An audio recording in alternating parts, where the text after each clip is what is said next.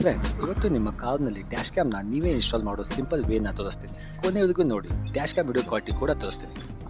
First door ರಬ್ಬರ್ನ, ನಂತರ A pillar ಕವರ್ನ remove ಮಾಡಿ. ನೆಕ್ಸ್ಟ್ ವೈರ್ನ ರೇರ್ ವ್ಯೂ ಮಿರರ್ ಹಿಂದೆ ಪಾಸ್ ಮಾಡಿ. ಡ್ಯಾಶ್ ಕ್ಯಾಮ್ ಕನೆಕ್ಟ್ ಮಾಡೋಕ್ಕೆ ಬೇಕಾಗಿರುವಷ್ಟು ವೈರ್ ಮಾತ್ರ ಬಿಡಿ. ನಂತರ ತೋರಿಸಿರುವ ಹಾಗೆ ವೈರ್ನ ರೂಫ್ ಲೈನಿಂಗ್ ಒಳಗಡೆ ನೀಟ್ಲಿ ಪುಷ್ ಮಾಡ್ತಾ ಹೋಗಿ.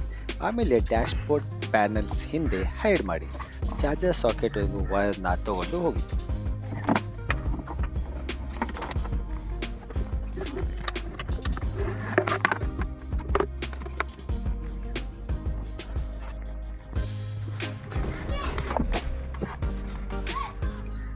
ಈಗ ಈ ಪ್ಲಾಸ್ಟಿಕ್ ಫಿಲ್ಮ್ನ ಬ್ಯಾಕ್ ಕವರ್ ರಿಮೂವ್ ಮಾಡಿ.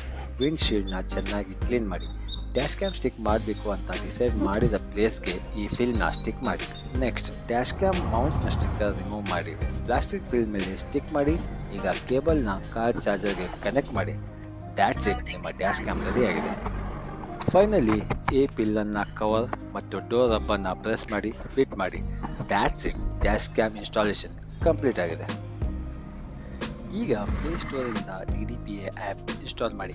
ಆ್ಯಪಲ್ಲಿ ಬರೋ ಇನ್ಸ್ಟ್ರಕ್ಷನ್ನ ಫಾಲೋ ಮಾಡಿ. ಕ್ಯಾಮ್ರಾ ಸೆಟಪ್ ಕಂಪ್ಲೀಟ್ ಮಾಡಿ. ಸೆಟಪ್ ಸಕ್ಸಸ್ಫುಲ್ ಆದಮೇಲೆ ಡಿವೈಸ್ ಆ್ಯಡೆಡ್ ಸಕ್ಸಸ್ಫುಲಿ ಅಂತ ಮೆಸೇಜ್ ಬರುತ್ತೆ. ಅಂದರೆ ಕ್ಯಾಮ್ರಾ ಇವಾಗ ಫುಲ್ಲಿ ರೆಡಿ ಟು ಯೂಸ್.